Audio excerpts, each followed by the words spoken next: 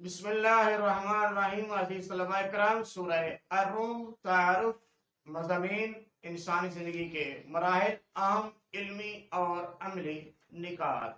عزیز طلبہ کرام جانیے گا، آگے ہم آج سبق کا آغاز کرنے جا رہے ہیں سورہ الروم کا تعارف۔ سورہ الروم مکی سورت ہے، اس میں 60 آیات ہیں، 60۔ سورہ الروم کی دوسری آیت میں روم کے مغلوب ہونے اور تیسری آیت میں ان کے پھر سے غالب آنے کی خبر ہے۔ مغلوب کا معنی ہوتا ہے جن پر غلبہ لے لیا گیا ہو، جن کو مغلوب کر لیا۔ اس مناسبت سے اس کا نام سورہ الروم رکھا گیا ہے۔ حروف مقطعات، عزیز طلبہ کرام جان لیجیے مقطعات کسے کہتے ہیں۔ مقطعات کا مطلب ہوتا ہے کٹے ہوئے حروف، اور ان کا معنی کہیں بھی نہیں لکھا ہوا ہے۔ ان کے معنی کے بارے میں یہی پتا ہے کہ یہی مفسرین کرام لکھتے ہیں کہ یہ اللہ اس کا رسول ہی بہتر جانتا ہے۔ یہ الفاظ بہت عظمت اور فضیلت والے ہیں، جیسے الف لام میم، نون، صاد، حامیم، عین، سین، قاف۔ یہ اگر گھر میں رکھے جائیں اور پڑھے بھی جائیں، اس طرح برکت اور اجر کا باعث ہے اور اللہ تعالیٰ کی رضا کا بھی باعث ہے۔ اور سورہ الروم کی طرح سورہ بقرہ کی طرح سورہ الروم کا آغاز بھی حروف مقطعات میں سے ہے، الف لام میم سے ہوتا ہے۔ سورہ الروم کی ابتدا میں اللہ تعالیٰ نے 2 پیشین گوئیاں فرمائی ہیں۔ عزیز صحابہ اکرام جان لیجیے پیشین گوئیاں کسے کہتے ہیں۔ پیشین گوئیاں دونوں فارسی زبان کا لفظ ہے۔ پیشین گوئیاں کا مطلب وقت سے پہلے آنے والے حالات کے بارے میں کچھ اس کے بارے میں اندازہ لگا کے بتا دینا کہ یہ بات ایسے ہے۔ اس کو پریڈکٹ کہا جاتا ہے، پریڈکشن بھی کہا جاتا ہے۔ وہ پیشین گوئیاں فرمائی جو چند ہی سالوں میں پوری ہو گئیں، اور اس بات کی دلیل بنی کہ قرآن پاک اللہ تعالیٰ کا سچا کلام ہے، رومیوں کا غالب آنا۔ پہلی پیشن گوئی رومیوں کے دوبارہ غالب آنے کی تھی، جنہیں ایرانیوں نے بڑی شکست دی تھی۔ رومی اہل کتاب مسیحی تھے اور مسلمانوں کو ان سے بڑی ہمدردی تھی، جبکہ ایرانی آتش پرست تھے۔ آتش پرست کا معنی ہے آگ کی پوجا کرنے والے، یعنی وہ آگ کی پوجا کرتے تھے۔ مشرکین مکہ ایرانیوں سے ہمدردی رکھتے تھے۔ ظاہری حالات بتا رہے تھے کہ ایرانیوں کا رومیوں سے شکست کھانا ناممکن ہے، لیکن اللہ تعالیٰ نے اپنی قدرت سے رومیوں کو ایرانیوں پر فتح عطا فرمائی۔ اللہ تعالیٰ تو جو چاہے کر سکتا ہے نا۔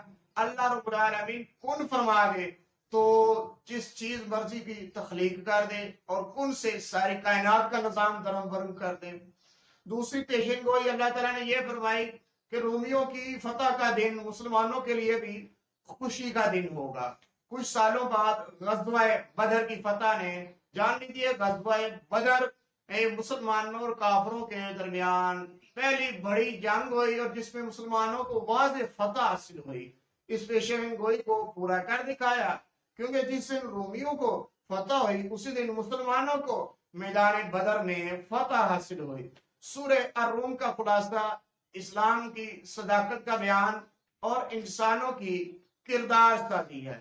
اہم مضامین: سورہ الروم کا آغاز اس پیشن گوئی سے ہوتا ہے جو ایک معجزہ ثابت ہوئی اور قرآن مجید کی صداقت کی دلیل بنی، قرآن پاک کی سچائی کی دلیل بنی۔ اس پیشن گوئی کا پورا ہونا مسلمانوں کے لیے بہت خوشی اور حوصلہ افزا بات تھی۔ انسانی زندگی کے مختلف مراحل سورہ الروم میں قیامت اور توحید باری تعالیٰ کے دلائل دیے گئے ہیں۔ توحید باری تعالیٰ یعنی اللہ تعالیٰ کو ایک ماننا، واحد ماننا۔ شرک کی مذمت کی گئی ہے، جیسے اللہ تعالیٰ نے قرآن پاک میں ارشاد فرمایا ان الشرک لظلم عظیم، بے شک شرک بہت بڑا ظلم ہے۔ اللہ تعالیٰ اور بندوں کے حقوق بیان کیے گئے ہیں، انسانی زندگی کے مختلف مراحل اور اسلام کے دین فطرت ہونے کا تذکرہ کیا گیا ہے۔ سورت کے آخر میں نافرمانوں کی ہٹ درمی اور ان کے برے انجام کا ذکر کیا گیا ہے۔ سورہ الروم کے اہم علمی اور عملی نکات: فنا ہونے والی کائنات پر غور و فکر انسان کو آخرت کا یقین دلاتا ہے۔ قرآن پاک میں پچھلی نافرمان قوموں کا ذکر ہمیں اللہ تعالیٰ کی نافرمانی سے بچانے کے لیے کیا گیا ہے، جیسے قوم لوط ہے، قوم عاد ہے اور بنی اسرائیل والے ہیں، جو اللہ تعالیٰ بارش برسا کر مردہ زمین کو زندہ کر سکتا ہے، وہ اللہ تعالیٰ مردہ انسان کو بھی دوبارہ زندہ کر سکتا ہے۔ میاں بیوی کا رشتہ باہم محبت اور ایک دوسرے سے راحت پانے کا ذریعہ ہے۔ رشتہ داروں، مسکینوں اور مسافروں کے ساتھ حسن سلوک کرنا اللہ تعالیٰ کو راضی کرنے کا ذریعہ ہے، یعنی صلہ رحمی۔ صلہ رحمی کا مطلب ہوتا ہے رشتہ داروں سے تعلق کو بنائے رکھنا، تعلق کو مضبوط کرنا، تعلق کو جوڑے رکھنا۔ اللہ تعالیٰ کے نزدیک سود سے مال گھٹتا ہے اور زکوٰۃ سے مال بڑھتا ہے، جیسے اللہ تعالیٰ نے قرآن پاک میں ارشاد فرمایا یمحق اللہ الربا ویربی الصدقات، خشکی اور تری میں فساد برپا ہونا انسان کے برے اعمال کا نتیجہ ہے۔ یہ صحابہ کرام آج کا سبق اختتام پذیر ہوا۔ السلام علیکم۔